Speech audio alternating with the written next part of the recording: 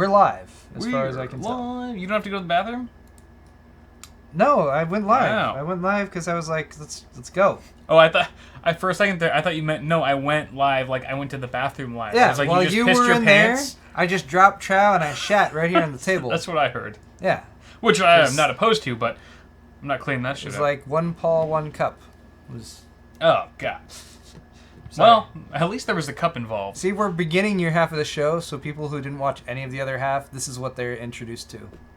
Sounds about This right. is the first thing that they experience. It's the only way to get them up, Like to speed. somebody is watching your channel for the first time right now, and this is their first impression.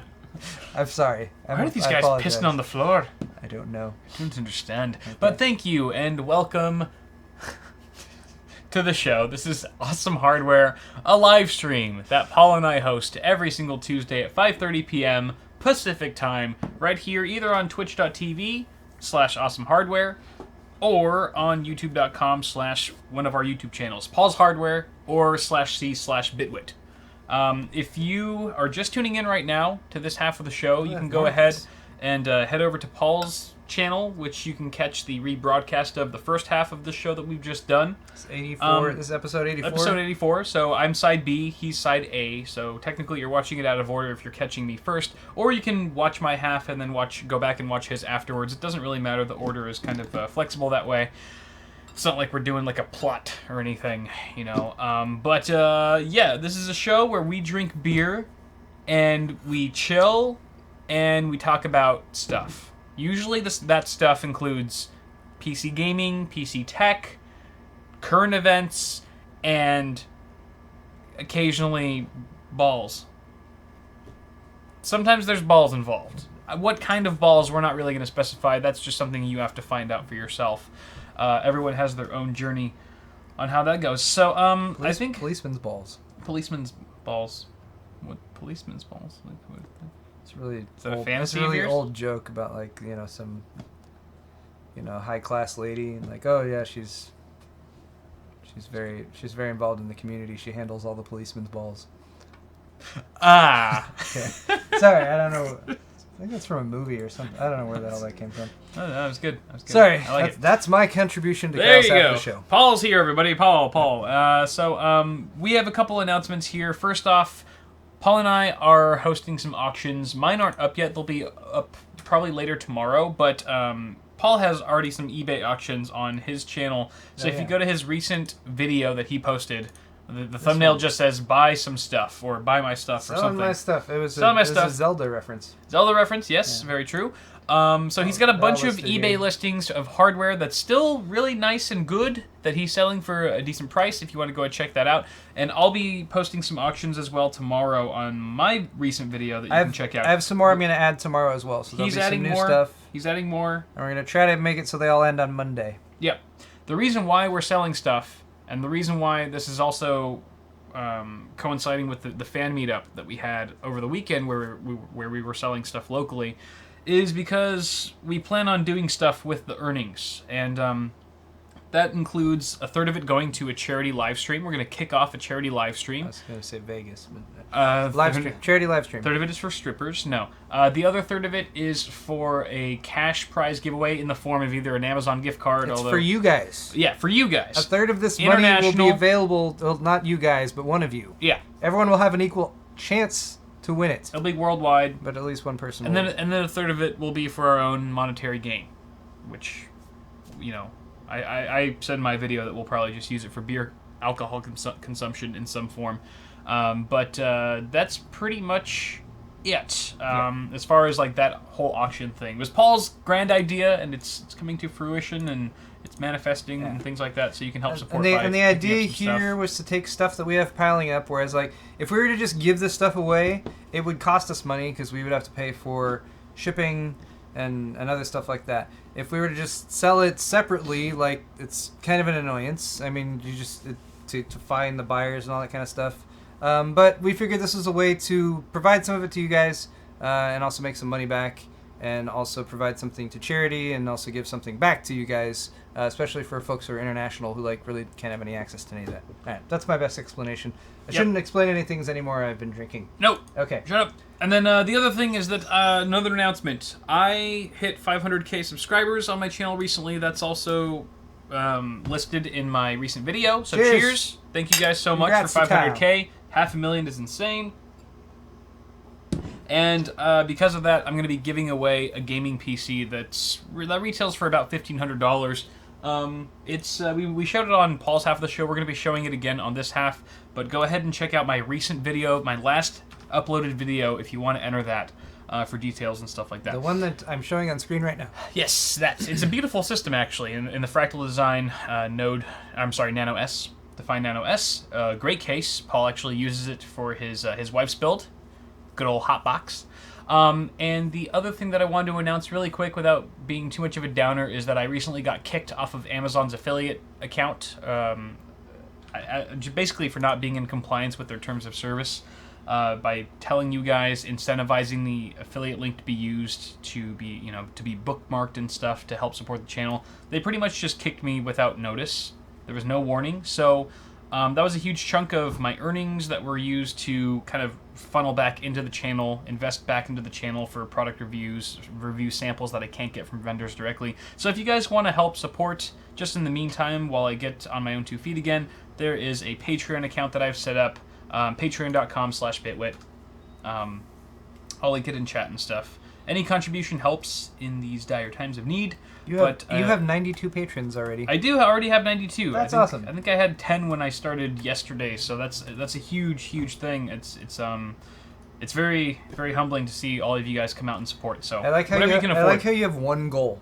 That's perfect. Yeah. I have one goal. Well, no, there's actually a second goal. There is? Yeah, you have to click that. I don't know. $10,000.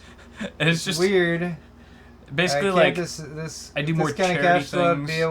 I'd be able to outright buy pretty much anything. Yeah, I can buy whatever I want. This is very non-committal. No, it isn't. That's why I say at the end. I don't want to make any promises I can't keep. All right. A lot of maybes, and I specify that in my recent update video. Like, I don't want to write any checks that I can't cash. So this is really just if you guys want to help support the channel, go for it, and I really appreciate it.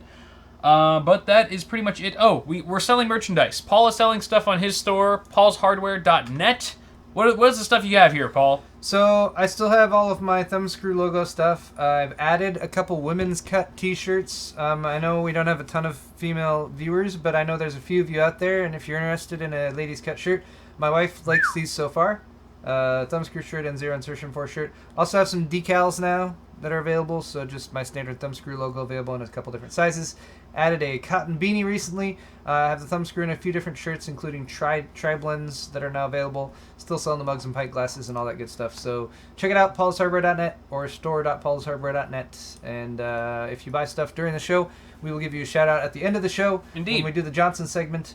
Bitwit.tech/store is Kyle's store. Yeah, so that's my store. I've got some new stuff in my inventory as well, including some Bitwit shirts. This is the official logo that I'll be using from now on for the channel, for the brand, for everything. I'm really happy with the logo. I think it looks pretty cool, so I've slapped it on some shirts for you guys if you want to rep the brand.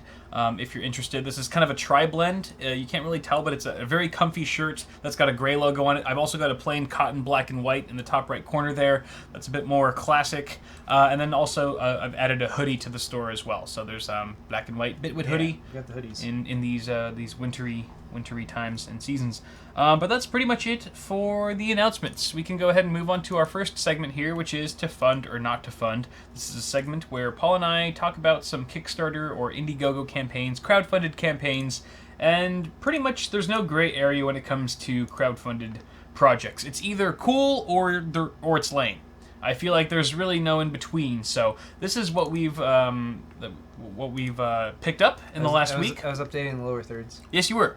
There it is, and we have it right there. This is these are some of the buzzworthy, noteworthy campaigns that we've picked up in the last week or so. So we're going to share them with you today. So the first one is the FRIendFinder Brett Basic cutting board, and this is from a couple German dudes who have created a cutting board that will revolutionize the way you cook and the way you live. You could win a bunch of stuff from the... You could win stuff too. Their goal is film festival, I think. $107,000 was their pledge goal, and they've already gotten $28,000, and they have 30 days to go. So their names are Hans and Franz. Really? No. Oh, there's Johanna's there. Yeah, and Brett. I think one was okay. Brett, that makes sense.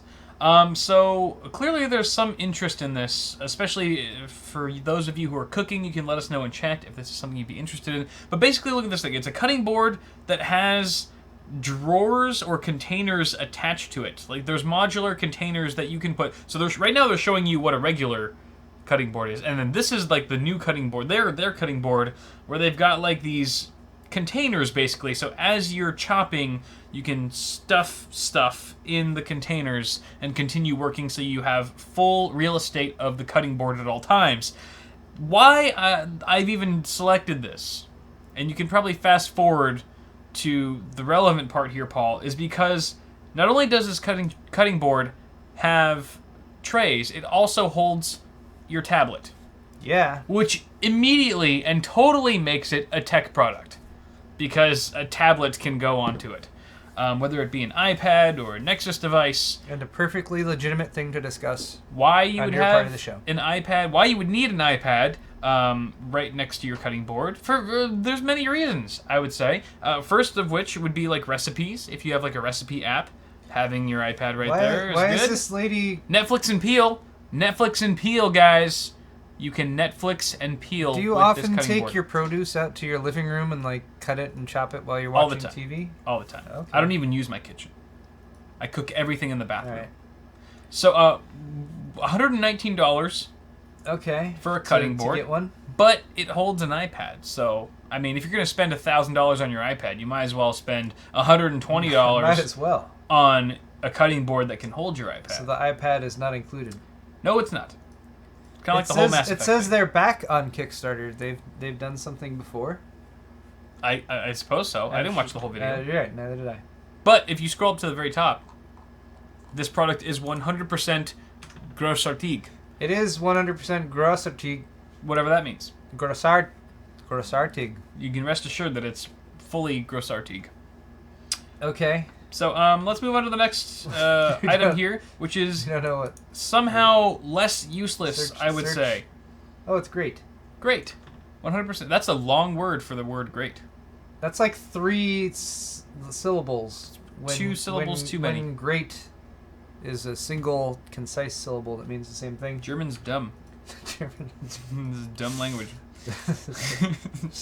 It sounds so Flat lyrical. out. It sounds so lyrical, though, when people does. speak with it. All right. The next item here is the beer machine by the Beer Fridge Fraternity Company.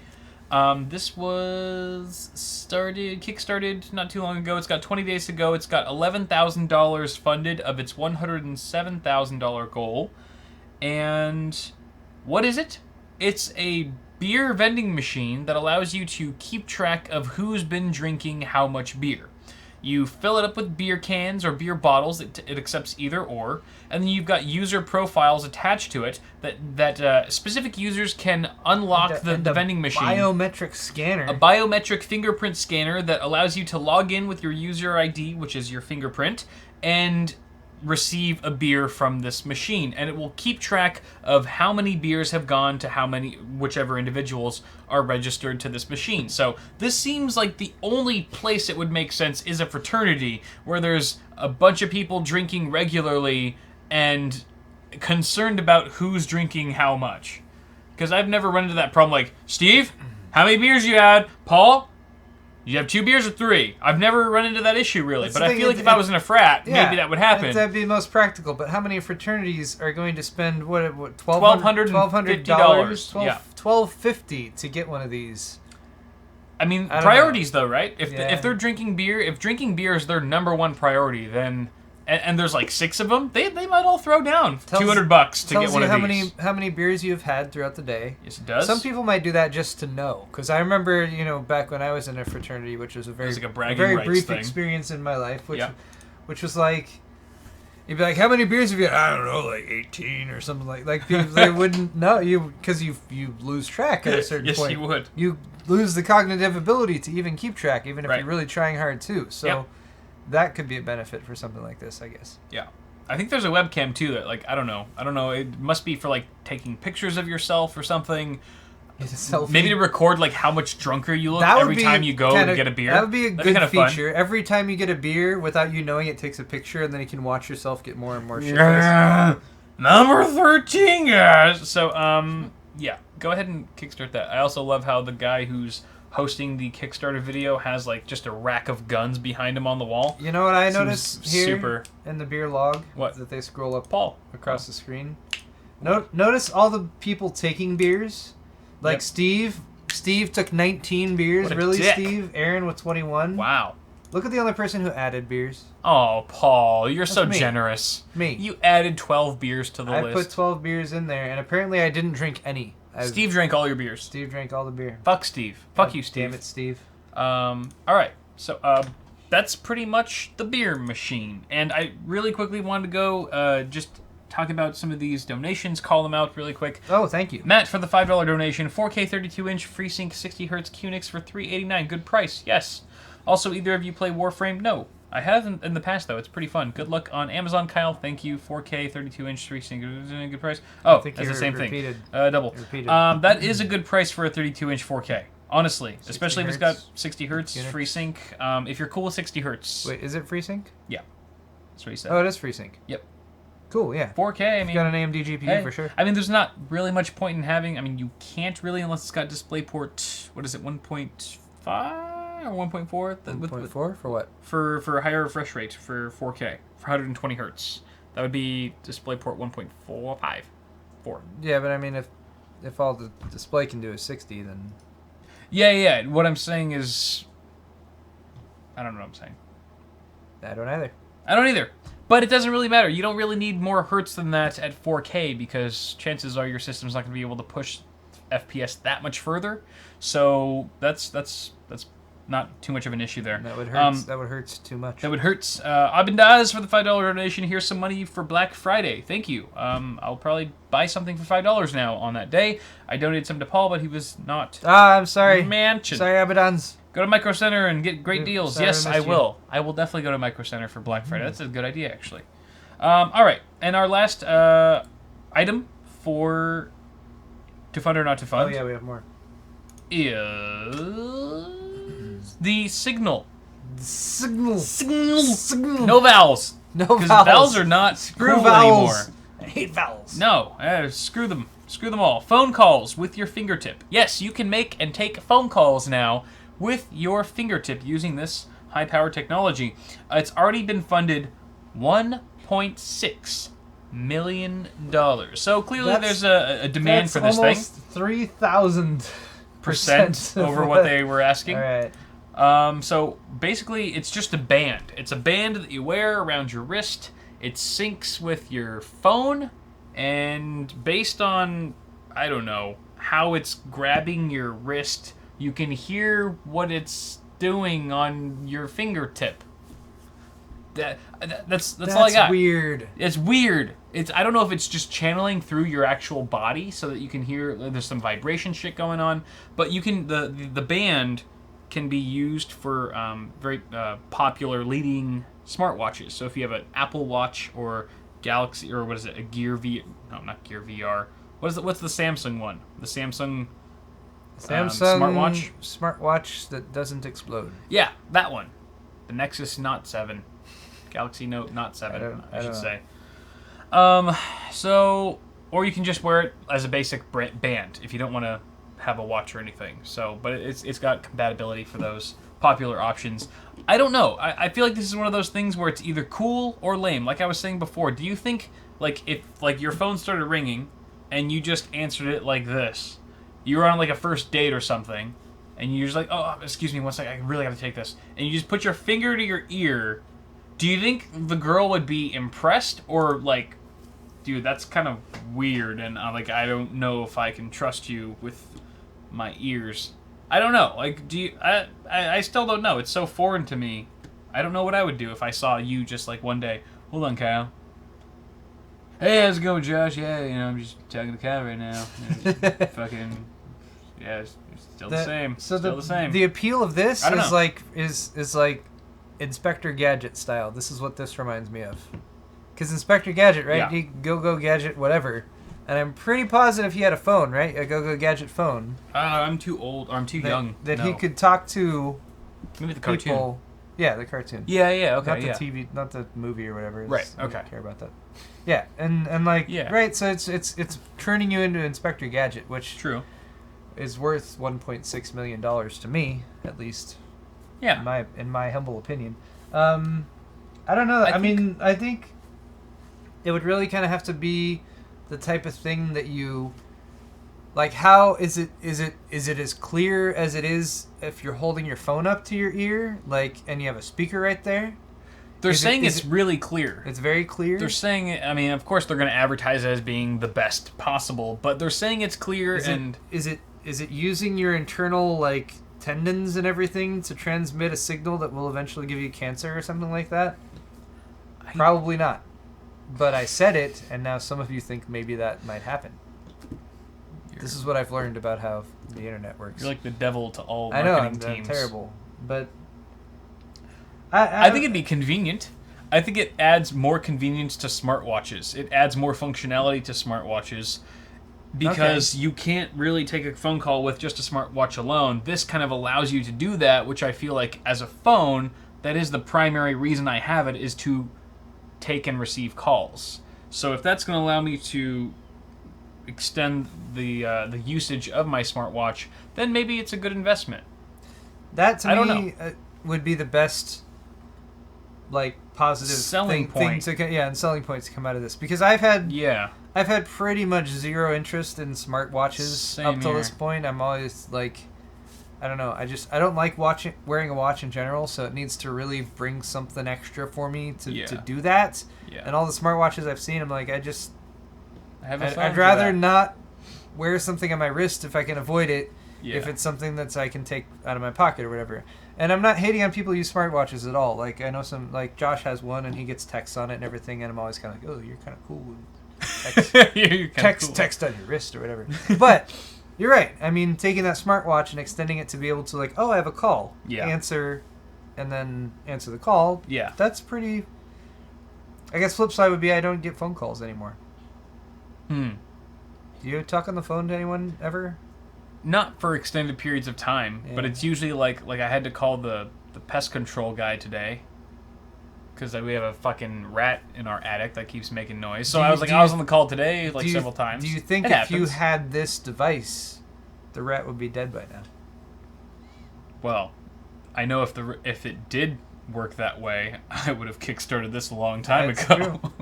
That's true. But That's that's interesting. It's a very interesting kind of different concept there.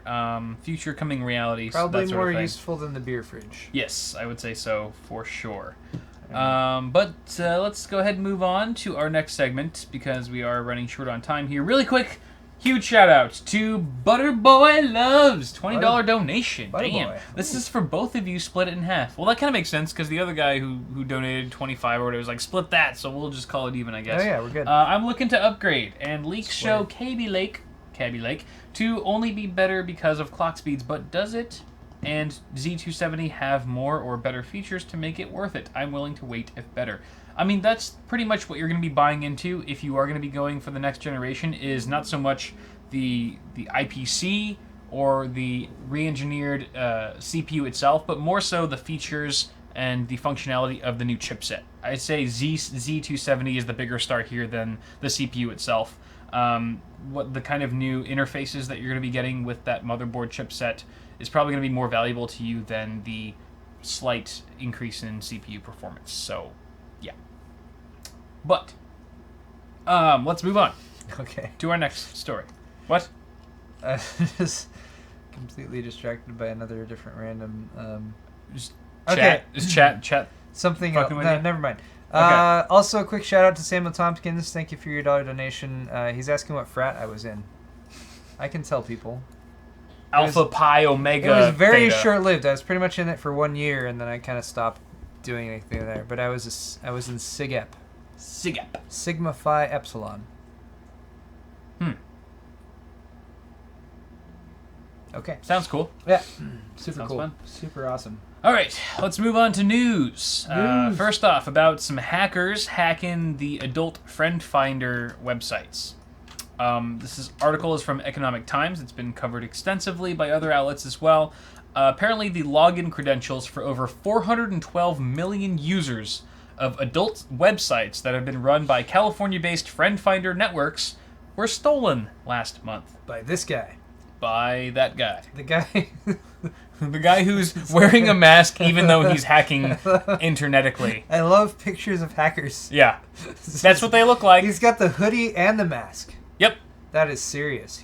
And he's like got a really fit build. Like he's not like overweight at all. He's probably like good on his health, you know. Probably has a beautiful wife. And he's using like a MacBook. MacBook. You always got to use a MacBook to hack.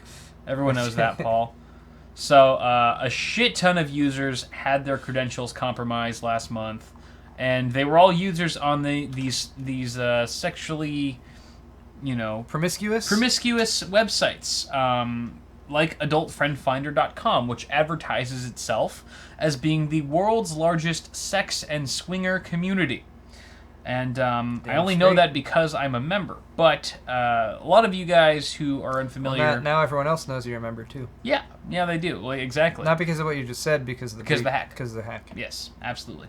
Yeah. So it doesn't even matter. If there's no point in hiding anyway, might as well come out and say it. So this also brings up a good question that I want to ask the community, and I have a straw poll listed up here right here, which is what do you guys think about this hack, or these kinds of hacks? Because we had the Ashley Madison, is it Ashley Madison? Yeah, that had the hack a few months ago, which was like a website that you would go to cheat on your spouse, I guess. It was very like promiscuous. And that was hacked just the same. This is an even bigger hack, though. This is actually the biggest hack worldwide, as far as we know, in 2016. But what do you guys think of these types of hacks where the hackers themselves are targeting sexually promiscuous individuals? Do you think that they kind of have it coming, or do you think that, pun intended, or do you think that it's more so just like, why, like no one deserves to have their credentials stripped of them for privacy concerns and things like that? Or is it like, well, you know, if they're gonna seek out these cheaters and liars and sexually deviant bastards and potentially pedophiles, then fuck them. I'm not gonna loop pedophiles in with like sexually promiscuous people. That's another degree of fuckery and weirdness and horribleness. But I'm always curious to know what the popular opinion is when shit like this happens. When, you know, it's usually the not morally sound people that get hacked in these types of instances, and I want to kind of gauge what the popular opinion is. But according to a leaked source, there were 78,000 of these accounts that were .mil addresses, .mil addresses. You know what a .mil address is? This is pretty self-explanatory. That means you have millions of email addresses. No, that is not correct, Paul. It means that you're part of the U.S. military. Oh, military. And 78,000 of these accounts that were registered to these sexually fun websites were from U.S. military, allegedly. So? Yeah, just saying. 5,000 of them were from .gov email addresses. If our men and women in uniform want to get it on, they should be able to get it on. Yeah. Well, yeah. I mean, it's like saying, like, okay, like 1,000 of these guys were like black, or 1,000 of them were white. Like, okay, that's great statistics. All people have sex. I mean, why are they singling out the military though? You're right. That's an. Are we supposed to uphold people in the military to like a higher standard than the rest of us? Did they do? Is that the point? .gov emails? Because I'd be turned on if I was on one of these sites and I saw a .gov email though. I'd be like, ooh, he's probably wearing a suit. I like a man in a suit. I like a man in a tie. I can have sex with you for government secrets. Yeah, I could be your high profile escort. This could be a big promotion for me. Anyway, I don't know what I'm saying. Let's look at the poll results. Okay. Shall we? What do the polls say? That's always a good go-to. Yes. Results. No one deserves that kind of attack with 64% of the vote. All right. Which means all of you who voted for that were probably affected by this hack. I have to assume 64. So 64% of you of our audience are all swingers. Are active members. You're all swingers of this website. Let's of Adult Friend Finder. It's good to know. Indeed. We should do some banner ads. Yes, I would love to do some banner ads for Pornhub. Yep. All right, moving on. There's a Chinese company that installed secret backdoors on hundreds of thousands of smartphones. That's a lot of phones. Don't freak out. This is really only... Well, maybe you should freak out. Because the affected phones include those from Blue, B-L-U products. That's the name of the brand. Sold through Amazon and companies like Best Buy. This backdoor sent massive amounts of personal data about users' activities to the Chinese servers belonging to this the company who made the software. And this data included things like your phone number. This is the Blue R1 HD shown here. Your phone number, location data, the content of text messages, the content of calls made, and applications installed and used. Damn, that's some pretty invasive shit, I might say. The company Shanghai AdUps Technologies designed this backdoor software to help Chinese phone manufacturers track the behavior of their customers for advertising purposes. Shocker! I'm sure they had the best intentions in mind. Shocker! The company's software runs on, just 700 million devices worldwide. This includes phones, tablets, automobile entertainment systems. This is installed on Android devices from Huawei, and ZTE, sold in China. So, if you have one of those phones and you're in China, you're screwed. But if you're in the US, then you only have to worry about those Blue devices that I mentioned that are being sold on Amazon and Best Buy because some of those were accidental. Believe it or not, the backdoor that was on the Chinese phones, like the how'd you say it? Huawei and ZTE. I don't know if that's right. That's how I pronounce it. Like that's cool. Like Chinese government, Chinese people, they're probably cool. Huawei. Technoscope says it's Huawei. Huawei. So the Chinese phones don't matter. Like people in China, they're like, whatever. It's China. We get treated like shit. Whatever. We don't care. The problem here, where the vendor fucked up, the developer of this backdoor, where they screwed up is by including the backdoor in these Blue devices, which are mainly going to like American customers, I would assume, and potentially UK customers, I'm not sure. But that's where the company made a huge mistake. And according to them, they've recently updated the press by saying that the affected application, or the backdoor, has since been self-updated and the functionality verified to be no longer collecting or sending this information. So if you do have a Blue device, it was probably sending all your text messages and phone calls and the apps that you've used to the Chinese servers at some point, but according to this article, have since ceased. That's why you should always do your Android system updates. Yes, you should. Updates are good. Turns off the Chinese hacking. Yes, it does. There should be just an option for that. Chinese hacking, like, would it be you just go into the Android settings? Chinese hacking? I think I'm going to disable that one. Turn the switch off. I'm going to disable the Chinese hacking setting. It's like backdoor. I'll turn it off. Turn off the backdoor. Yeah. Are you sure? Yes. Very nice. All right.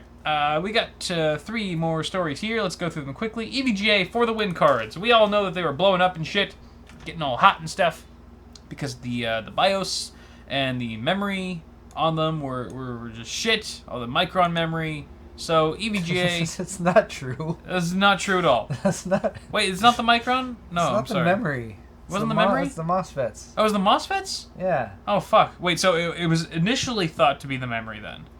It's the MOSFETs that are delivering power to the memory. There's different power phases. Some of the power phases deliver power to the GPU, some of the power phases... Well, yeah, but I thought the difference between the Micron versus the Samsung memory, because only the Micron... only the cards with Micron memory were affected. Okay. Whereas the Samsung memory cards were completely fine. Okay, well... According to... You have read more on this article than I have. What I know is that the initial... Could be a combination The initial of both. thing that sparked this whole incident... sparked, because it's a fire...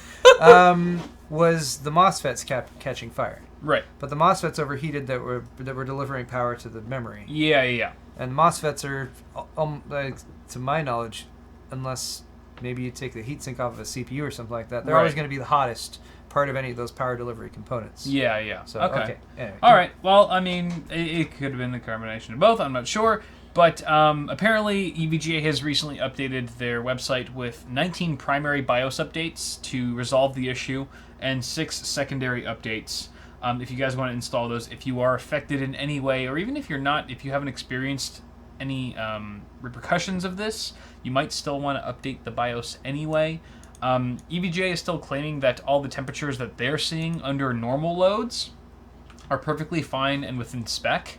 It's only the people who are running like Furmark and extreme scenarios that are experiencing a lot of these thermal constraints and things like that. So EVGA is like stepping up to the plate. They're not saying like, oh shit, we totally fucked up, but at the same time they're taking the necessary steps to get everyone make everyone happy. Especially the fact that you can also request a free thermal pad kit, which according to EVGA is not necessary to operate the card within safe temperatures, but for kind of peace of mind, if you wanted to perhaps make sure that you were crossing every T and dotting every I that you could in order to bring the temperatures down, you could request a free thermal pad kit from them.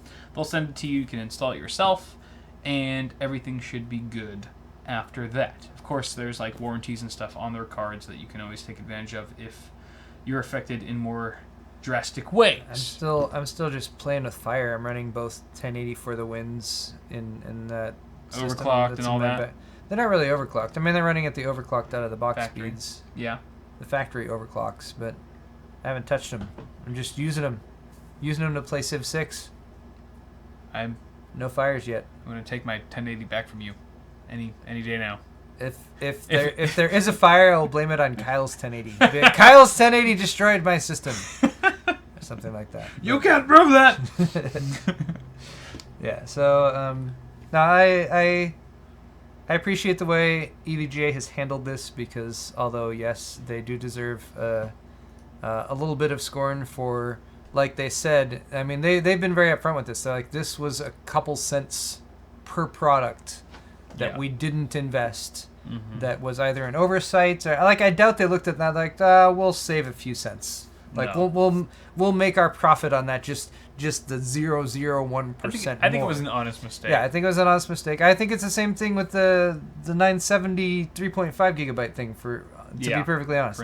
I don't think NVIDIA intentionally did that. I think it was miscommunication in the company and all that kind of stuff. But it's all about how you handle this type of thing after it happens.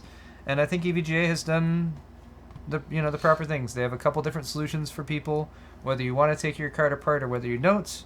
If you don't, just do a BIOS update, and your fans spin a little bit faster, and it's still just fine. Yeah. Or honestly, for most people running just the same who never hear about this thing and keep using their card as is, it probably isn't going to be an issue. Yeah.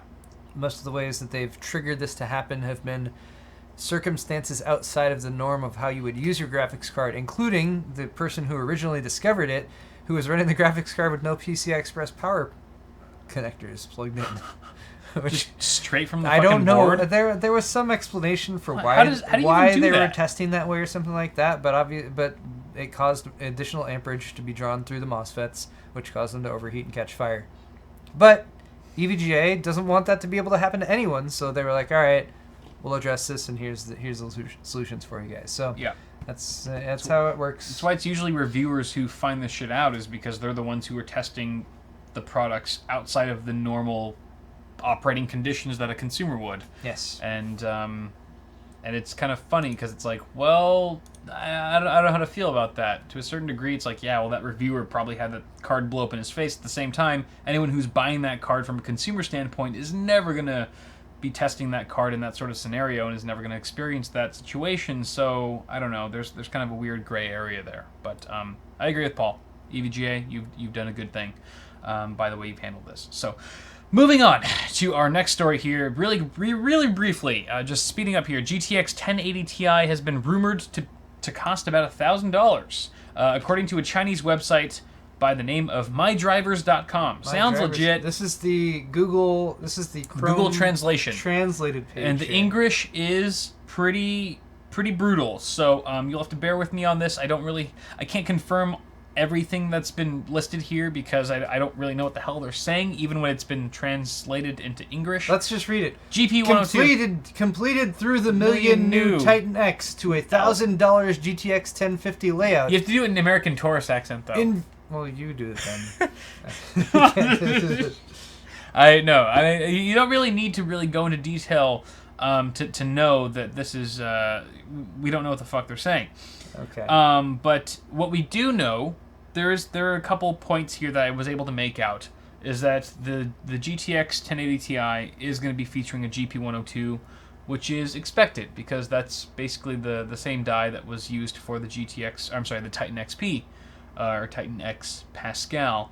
Of course, it's going to be cut down. It's going to have 10 gigs of GDDR5X. Of course, this is all rumored. To my mind, this is like the biggest news from this actual article, which totally looks great right there, which is the Zauba, whatever, shipping manifests that have information about the products. And this is the one that specifically says, right here, 10 gigs. 10,240 megabyte GDDR computer graphics card. So that's where based on this, they're saying the 1080 Ti will have 10 gigs. Yep. It could be right, could be wrong. We do not know. And I would assume GDDR5X because the GTX 1080 has that same type of memory. That's going to be on a 384-bit bus, putting it, as we would expect, again, between the 1080 and the Titan X Pascal. So $1,000, I feel if that is true, if this rumor does prove to be true, I feel like $1,000 might be a little steeper than what we saw with the 980 Ti. With the GTX 980 Ti, that was like a total steal, I felt. That was closer in price to the GTX 980 than it was the Titan X. Whereas this, if it is $1,000 for the GTX 1080 Ti, I feel like that's kind of the opposite. It's closer to the pricing of the Titan XP. But as long as the performance reflects that... Or it is the pricing of the Titan X, or the Titan that came before it. Yeah. Which launched at $1,000. And if the performance reflects that, which I'm sure it would, the Titan X already proving itself to be an insane 4K card, then I suppose that's a price people should be willing to pay for it. No, I disagree. No, really? Why? Yeah. Because it's a continued push by NVIDIA to establish that $1,000 graphics card for gaming is a thing and exists and is something that should be purchased by people who aren't like insane people with lots of money in their heads. I mean, like when they launched the Titan, they got away with charging $1,000 for it because they're like, this isn't really a gaming graphics card. This is really more of a workstation graphics card. And, you know, it can be used for GPU compute stuff and everything like that. The double floating point precision and specs for it and that kind of thing were much more in line with that type of use case. Then they did the same thing with the Titan when they relaunched it as Titan, and when they relaunched it again as Titan X, and now it's Titan XP, and they're charging $1,200 for it. And they're pushing up the top line price of that most expensive product. And now if they come out with a 1080 Ti, and they really do charge $1,000, which they may not do, again, this is very much speculation. It might be $800, it might be $700. Now they're saying, look, this is a gaming graphics card. It's not a Titan class card. It's not your bridge between the gaming cards and the really expensive workstation cards. It is a gaming graphics card if they're following the naming conventions that they've been using for a very long time, and you should be willing to pay $1,000 for it. I don't know, like. But if the performance of that card reflects the performance between a GTX 1080 and a Titan XP, then doesn't that just make sense from a financial standpoint? Like, yeah, if you're going to get that kind of crazy-ass performance, then shouldn't the price reflect that? I mean, you don't need to buy it's like watching a YouTube video where people comment and say, this video is fucking stupid and it should have never been done, it should have been this way and that way. Well, they didn't have to watch that video if they didn't want to, just like people who don't need that level of performance don't need to actually buy a GTX 1080 Ti. So I feel like in that regard, like for people who are enthusiasts who do have 4K expectations to run way past 60 Hz or 60 FPS, then that is an option available to them, and that's the price they have to pay because there's really no other competitive option. AMD's not stepping up to that plate, so it's kind of like we don't really give... I mean, we do give Intel shit for their high-end shit because AMD doesn't have a way to combat that either, but at the same time, people who don't really need that kind of performance can just buy the next best thing, which would be a GTX 1080. And most people, I feel like even in the mainstream enthusiast market, aren't going to need anything past that at the moment because we're still limited by the monitor technology. So I feel conflicted as well, but I feel like there is some reason behind it. From a business standpoint, I understand NVIDIA's... I understand where they're coming from, and I also kind of feel like, as a consumer, well, I wish it was $700 or $800 because I could afford that. So, I don't know. I feel conflicted, but I also understand to a certain degree. I see how it makes sense from a marketing perspective, and I think that's where they're coming at it from. They're like, we can position this in such a way that we can sell it for this much money. I'm just saying that if you look historically, I mean, there was a time when a $500 graphics card was the fastest possible GPU that you could get.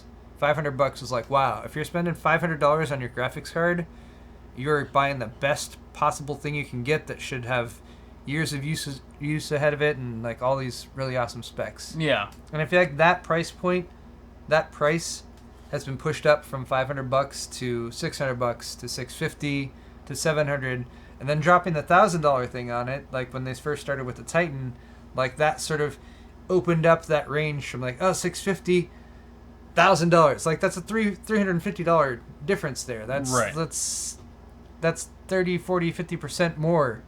Yeah. I'm not even doing the percentages right, but and that goes along with it's a lot more money. It goes along with the law of diminishing returns too, Yeah. right? And I feel like they're capitalizing on that. Like, okay, if you really want to squeeze the most performance out of it, you're going to be getting like this much more performance, but you're going to be paying this much more for it. And I feel like people who are into video cards and understand that whole thing know, and they're aware. Like, okay, if I want to squeeze that extra 10% of performance, I'm going to have to pay a ridiculous amount more for it. And that's just, I feel like that's the way it's always been. If you look at the flagship $500 cards that came out years ago, and you put it on a benchmark graph, and you saw what kind of frame rates they were getting versus something like the 1080 Ti, it'd be interesting to see what is the price to performance between a flagship card back then and a flagship card now for $1,000. Is it really that much different? I don't know.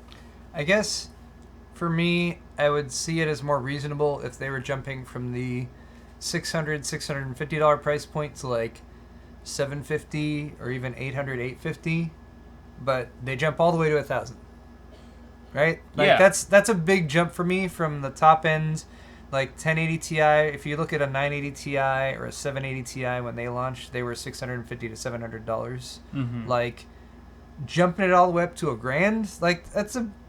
I know it's like, oh, I'm just rounding up, like, but Yeah. you're rounding up $300 or $400.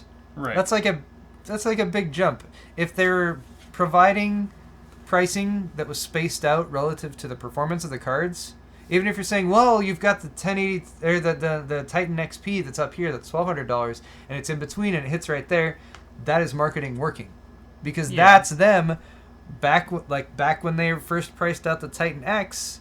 $1,000, like, well, now we can charge $650 for the Ti version of the best other card. But I feel like if you look at it from a percentages game, like if you look at like a $200 card like the RX 480, and you pay like, all right, $350 or whatever for a GTX 1070, like that doesn't seem like we don't all go ape shit because of that, right? Because it's only maybe $150, $200 difference. But relatively speaking, from a percentage standpoint, it's probably around the same percentage as going from a $700 GTX 1080 to a $1,000 GTX 1080 Ti. So it's like the higher the price of the card, the more you're going to have to increase the price in a dollar amount to get the same percentage as you would going from an entry level to a mid-range card, if that makes sense. Do you know what I mean? Like, it's all relative. Like, okay, yeah, $700 card to a $1,000 card, that's a $300 increase. That's a shit ton. Going from $300 is a lot. But wait, think about it. That's like how the percentage increase of that is about the same as going from a mid-range to a high-end card like the GTX 1070 from like a 1060 3 gig version, for example. So I feel like it's relative, but in the grand scheme of things, because we are consumers at a relatively constant tier, where like you and I, we don't make the big bucks necessarily. We're not the ones getting Titan XPs. Like $300 difference in cards is a lot to us, but in the grand scheme of things, if you have that money to spend, you're seeing that investment as the same kind of percentage as you would going from an entry-level card to a high-end card, I feel like. I don't know. I think it's relative. I think the only way to truly answer that would be to actually... I mean, we can't now, because we'd actually have to test a Titan XP, test a 1080 Ti if and when it exists and launches, and test something like a 1080 and a 1070 to see where everything falls. If you draw a line for the price and you draw a line for the performance, are they parallel, or does one really skew one way or the other from it? So okay. Anyway, we should move on. Yes. All right.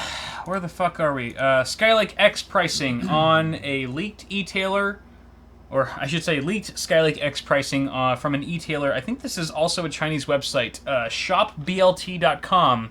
However, I was unable to find any sandwiches for sale.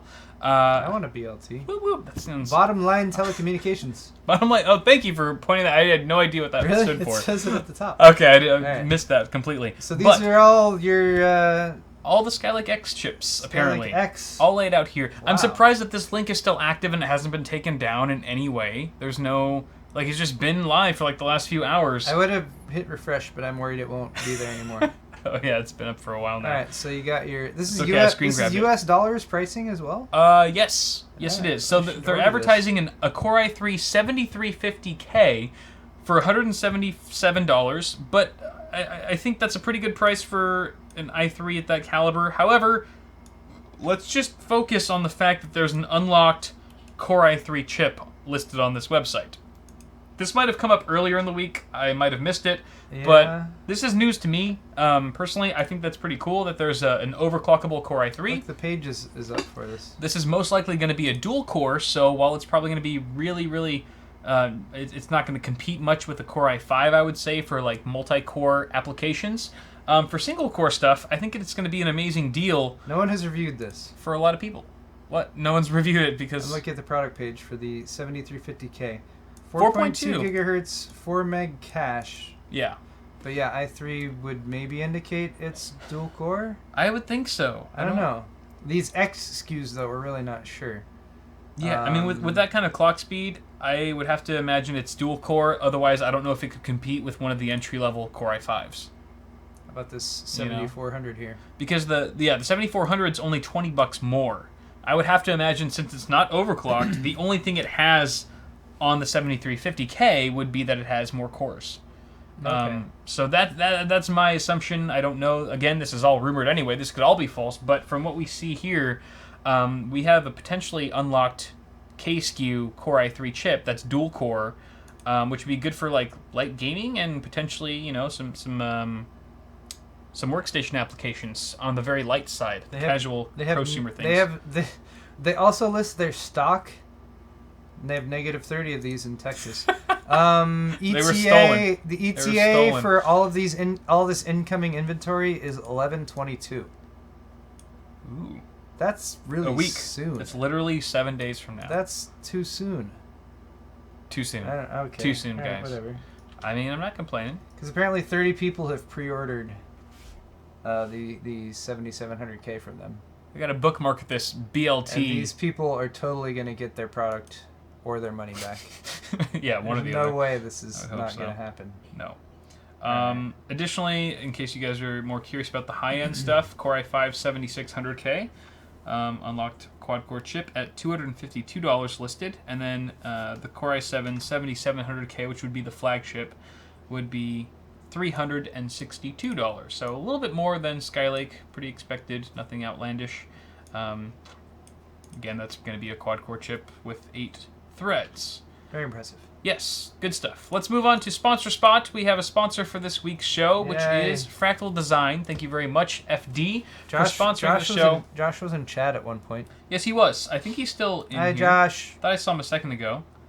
Thought I could smell his Smell his vile insides.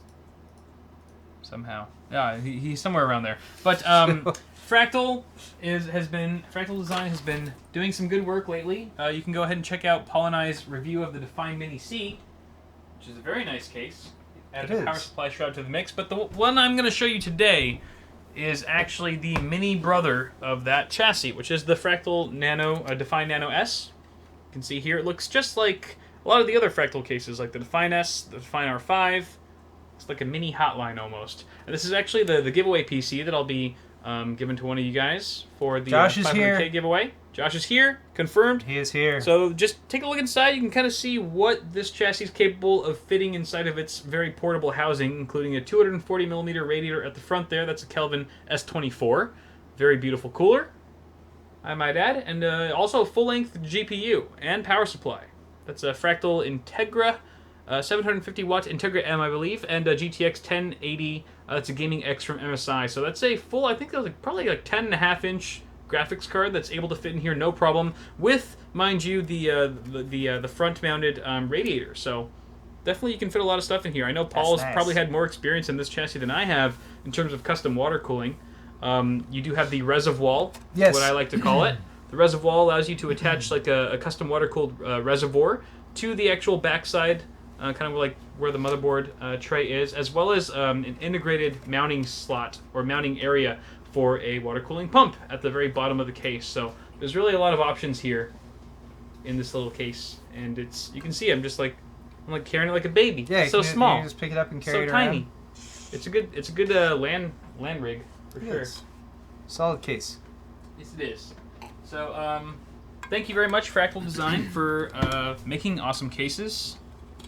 I still like Hotline. Hotline still. You still like Arctic Panther? Yeah.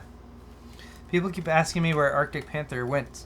It's in my computer room, where I use it to actually edit videos now. Because for quite a while, like I normally edit in the computer room and I play games out in the garage. Yeah. And now I actually edit on Arctic Panther, which is good. I do have an upcoming video. I'm gonna kind of try to redo that room and redo all the cables and all that kind of stuff. Nice. And generally clean it up and get it in better shape. So that'll be coming at some point. Beautiful.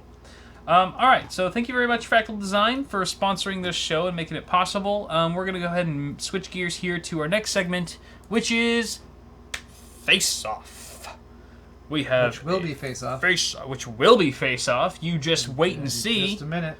Well, there it is. Wipe your face off. Face off. We have a fun game today, which is Wrassling. It's called Wrassling. Not looking forward to this. Oh, I am. I don't have a punishment picked out yet. So, guys, if you could blow up chat with punishment ideas for whoever loses this face-off, we will happily, and then Cell or any other mods in chat, if you could push those ideas to us when we're ready and we're looking for ideas in some form, maybe post it on the... this is on the Google Doc, login thing pop up when I all the good ideas for punishments.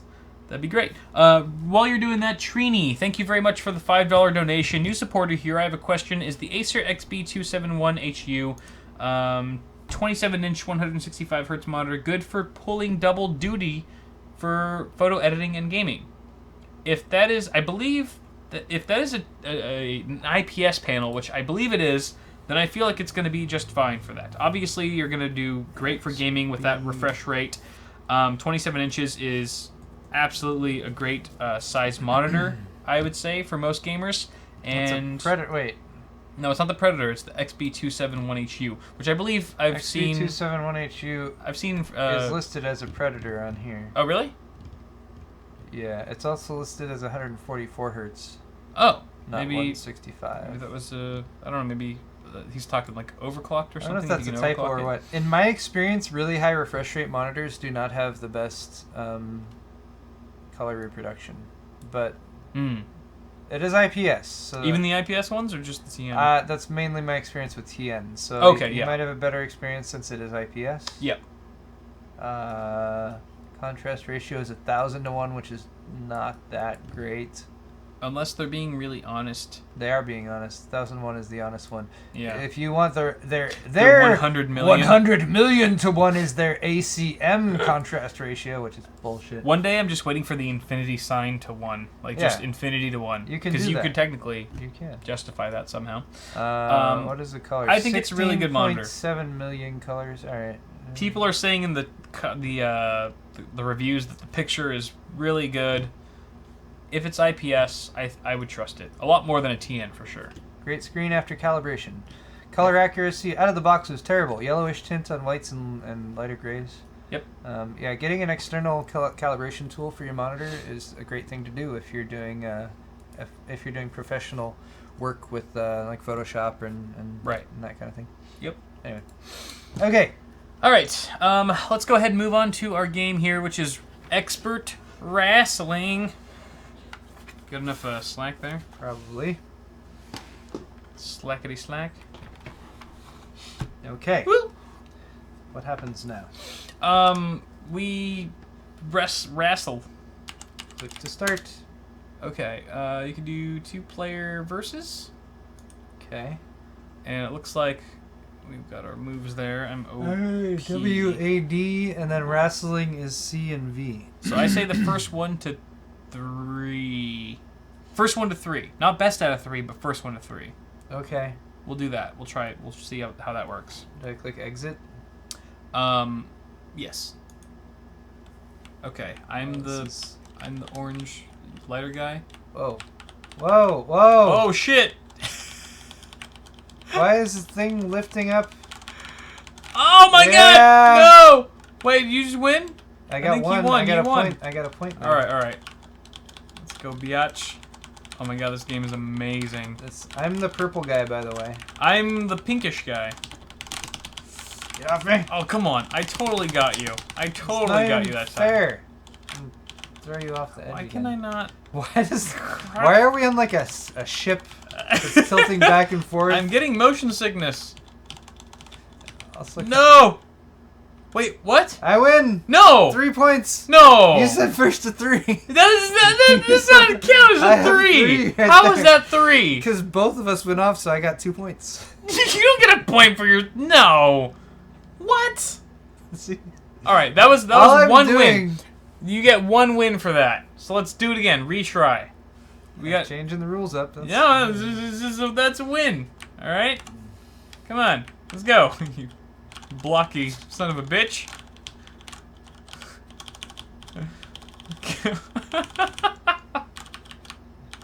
looks like you're just hugging each other. Kind of. Although that's kind of what professional boxing looks like, to a certain degree. At times. The dudes are just hugging.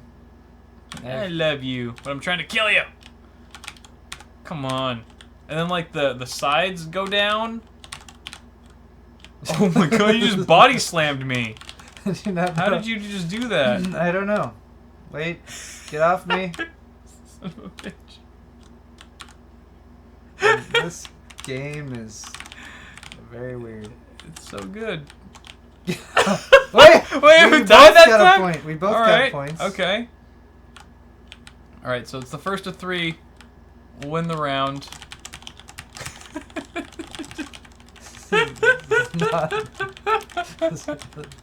I can fly! Yeah. No! You just threw me over! Oh my your god! Son of a bitch!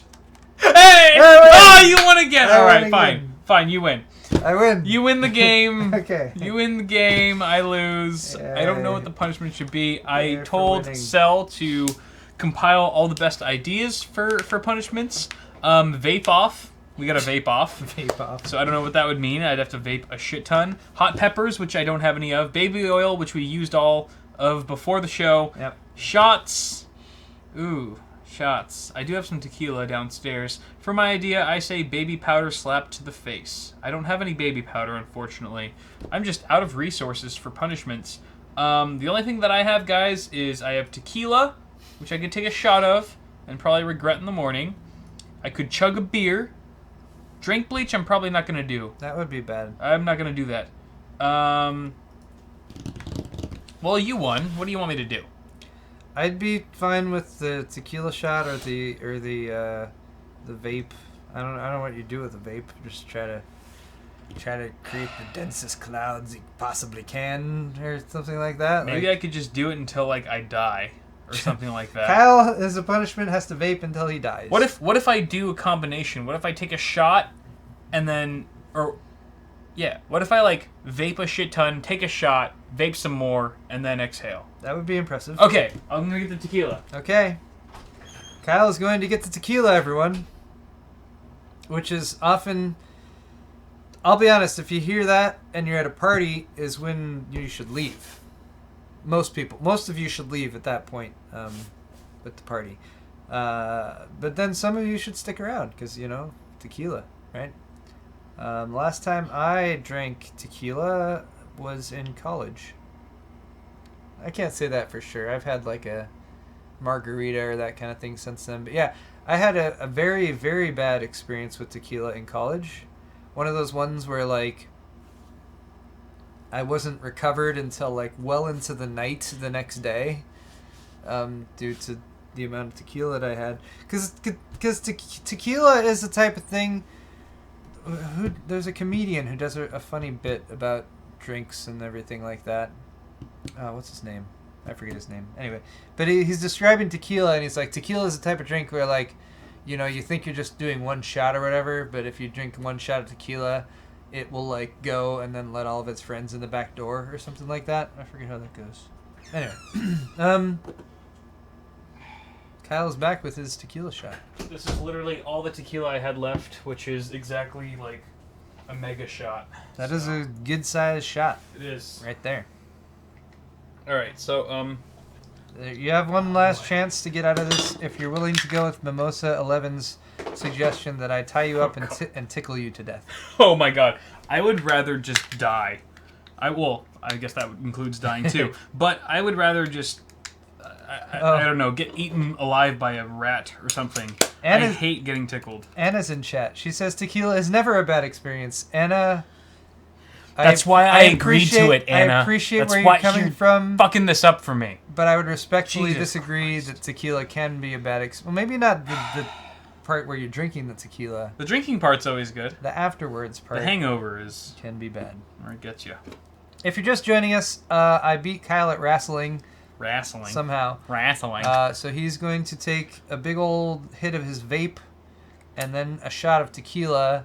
And then he said he's going to vape more after that. I don't know. Yeah, well, this is like in... What is this? Laser cut? No, it's just a design. It's a diagram? printing. It's very fancy. I think it's a print. Okay. Alright, so I'm just going to max it out to 150 max watts. Power. 150 watts. That's more... 150 watts. That's significantly more than like an Intel mainstream processor requires. It is. I'm kind of nervous. Oh god, this is going to be... rip. Is that a Skylake 150, Kyle? Yes, it is. It is. Good eye, chat. The Bomb 1000 recognized it. Let me just make sure it's going. Yes, my trademark windmill arm maneuver. All right. Here we go. People are saying 150 watts is too much, Kyle. It's too much. It really is. Kyle has taken his...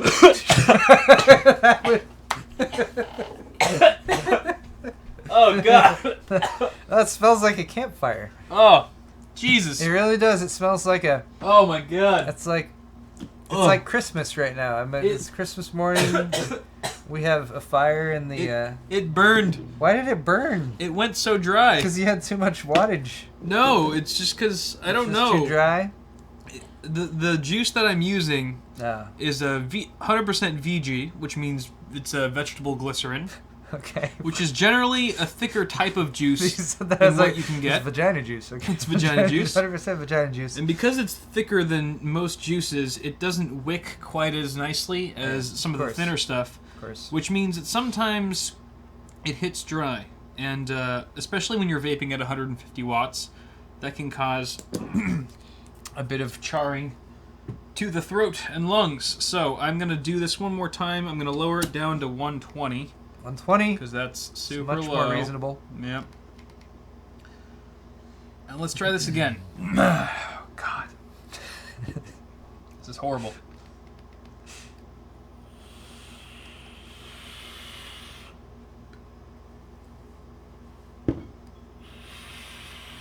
Hey. Wow, look at them dense clouds of... that was much more successful. I'm impressed. Oh. I'm very impressed with all that. Woo! Good job. Good lord. Thank you for killing me, chat. Good job, Kyle. All right. And now it looks like a bomb went off. Now I'd be surprised if the we have smoke detector we have a lot comes more up. ambiance in here now. Yes, we do. All right. What was the thing when we did the holiday commercial at Newegg? When they needed more fog in the picture, they would say, like, the director would just, like, scream, yell a name. You're right. I forget what it was. Atmosphere? Yeah, maybe. Or it was something like that. He'd be like, atmosphere! And the guy would, like, crank the fog machine. That's kind of what that's like right now. Anyway. Atmosphere is a 10-letter word. I'm not ready for Prop 64, man. Something about not a ready. Cement feathered bird. Woo! All right. All right. Time for Q&A. Q&A. If you guys have a couple questions for us, we'll answer them real quick. Ask us if you questions. don't, we will end the show and go. Indeed. And go about our merry business. That was an impressive vape there, Kyle. Thank you. Chat's giving you. Hey.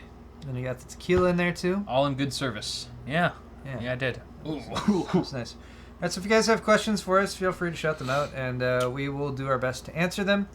That was not quite a hot box. No. But I've had my fair share of those. It's a larger style room. After party, yes. Why are you not ready for Prop 64, Kyle? I just meant after that first hit that I took. That's in that Prop 64, I believe. I'm pretty sure that's the California proposition that recently legalized marijuana usage recreationally. So I've heard from many of my friends here in Southern California. Yes.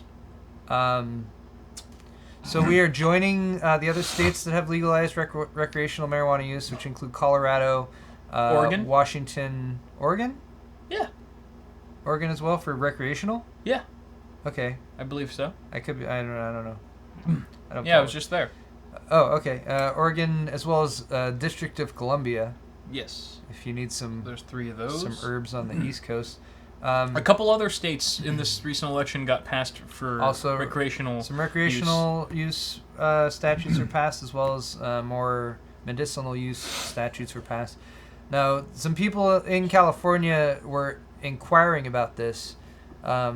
If you're in California and you want to smoke marijuana, it is legal now for you to do, but you can't buy it from a dispensary legally yet, because none of the regulations surrounding that or everything is going to be passed and clarified and everything, and there won't be any actual permits for sales until the beginning of 2018. Right.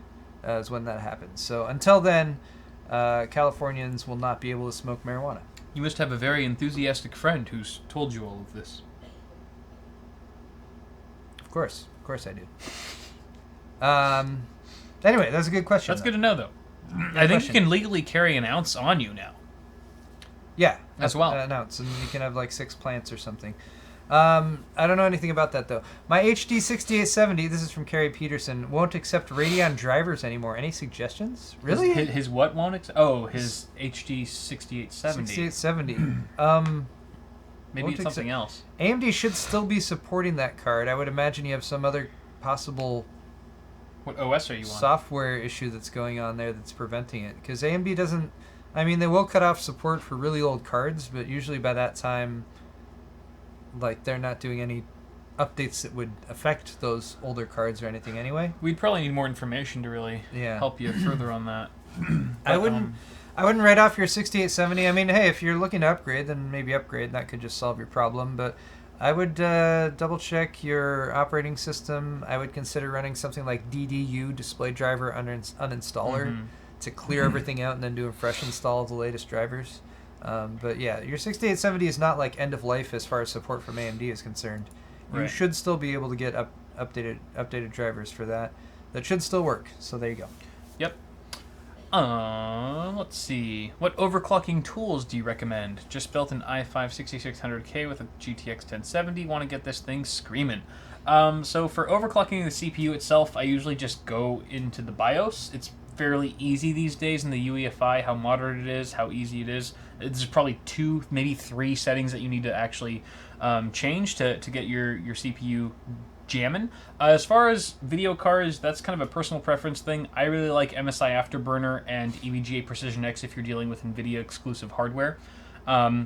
Since you have an NVIDIA card with the 1070, I think either of those would be good for you. And just for anyone who's out there who is still rocking like a what is it? A Fiji based chip. If you want to overclock HBM, the only overclocking utility software that I know that does that is Strix. Or I'm sorry, not Strix, Trix from Sapphire. Sapphire Trix is the one that does HBM overclocking.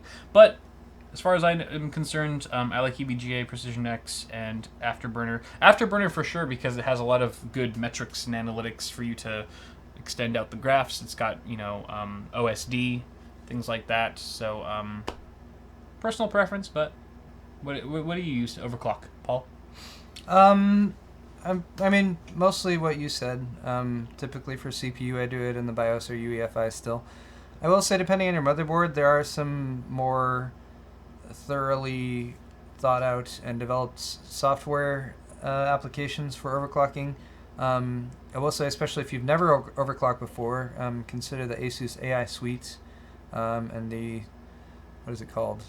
The automatic. The one touch, yeah, the one touch or whatever. You know, you click it and it goes through and overclocks for you, because that has done a pretty decent job for a lot of the systems that I've set up before.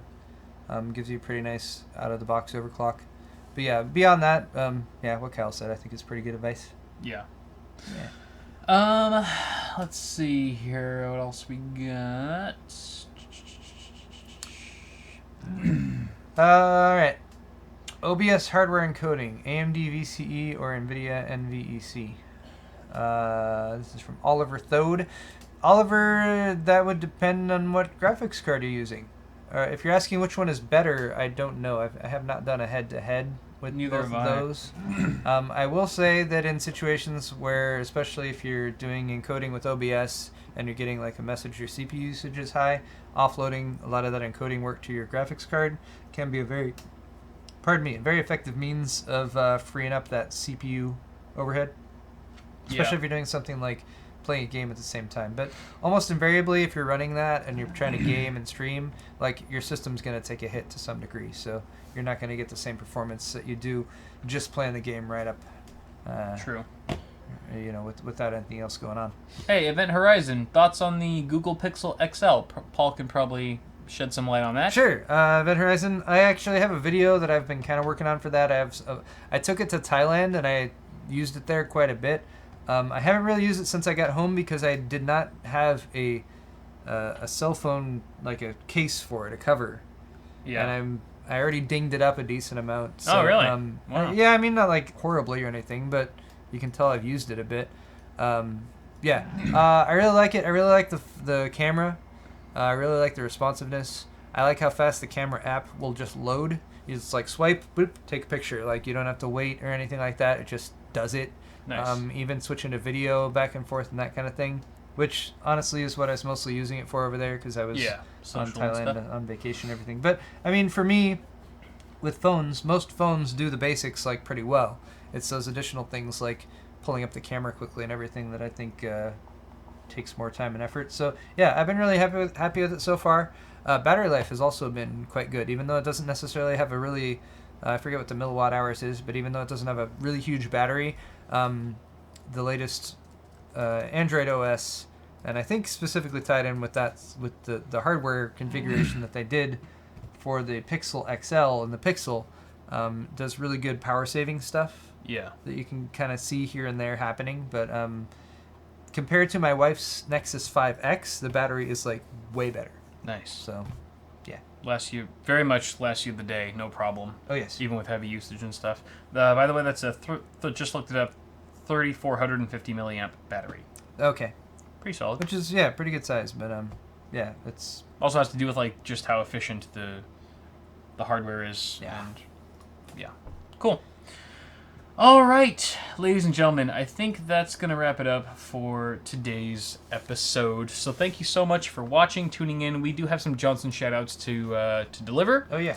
We need to fulfill some of those, so I'm going to go ahead and call him out first. Steven, thank you very much for picking up a Bitwit gray logo tri-blend hoodie, or no, I'm sorry, shirt, as well as the Bitwit logo hoodie. Wow, thank you very much. I appreciate that. Nice. You will enjoy both of those. I hope you wear them both together, just like Bitwit whore yourself out. That'll be the best of both worlds. Bitwit whore. Bitwit whore. Thank you very much, Disturbed. Hey, James, for picking up a Bitwit gray logo shirt as well. Maybe we'll play some H1Z1 tonight. James gets a double Johnson. Double Johnson for James. Thank you, sir. Yes, very Disturbed lovely. Medic also picked up an English pub glass. The 2 glass set, of course. Woo! Gotta have one to share with. We've also got one from Arturo. Arturo gets a double Johnson as well. Damn, you almost get like a quadruple Johnson because you picked up a lot of stuff here. A CPU cooler shirt, a Bitwit gray logo shirt, a Bitwit white logo shirt, and a BIOS flasher shirt. Thank you so much, man. As well as a Zero Insertion Force shirt, the gray heather version from my site. So thank you very much for all that. Arturo. And Jarvis. Jarvis, you probably have the coolest name ever because you're named after Tony Stark's AI helper. But you picked up a Bitwit white logo shirt in black. Thank you very much. I appreciate that, sir. Wonderful. And lastly, we've got one from Patty. Hey, Patty. Patty H, thank you very much for picking up a Stay Positive shirt. I hope you do stay positive. And thank you guys so much for tuning in to today's show. Wait, I have 2 more Johnsons. You have 2 more Johnsons. 2 more Johnsons. Johnson for Josh. Josh! Josh picked up a mug. Thank you so much, Josh. Josh! Wonderful for you, sir. As well as... Wait, no, that's the same one. There's one more. Yep. Wait, that's the same one, too. What the hell just happened? We did James. We did Arturo. James again. Wait, did James place 2 orders? No. Gertrude. Gertrude. Gertrude? Gertrude? Oh. Or Brian. Gertrude. Gertrude or Brian. Or Brian. Brian! Either one there. Brian! It's fine, though. We got a thumbscrew shirt, men's the heavy metal color. So thanks you guys for grabbing those. So thank you guys so much for tuning in. I'm probably down to I'm feeling game for some gaming tonight. I'm down for either some Titanfall 2 or for some H1Z1. Paul, how are you feeling? I feel like I would like to say that I might game. Because right now I'm feeling like I could probably do that. Yeah. But I don't want to make any promises. I don't want to make any promises. So I'll tweet about it. Cool. You got Titanfall 2? I do. Is it fun? Have you been playing it? I have not played it. I downloaded it. Oh, okay. I was going to play with some of the guys earlier, and I didn't have a chance to, so I just downloaded it. You can get it on like G2A or one of those reseller sites for like $40 or something like that, which isn't too bad. Especially if you're planning on like overclocking it, or I'm sorry, benchmarking it later. But at least one, maybe 2 of us will be playing later tonight, so stay tuned for that. So you can follow us on Twitter at BitwitKyle, at Paul Hardware on Twitter for more recent updates. And thank you very much for tuning in. We'll see you guys very soon. Have a good night, everyone. Thanks, guys. We love you. See you later. Bye.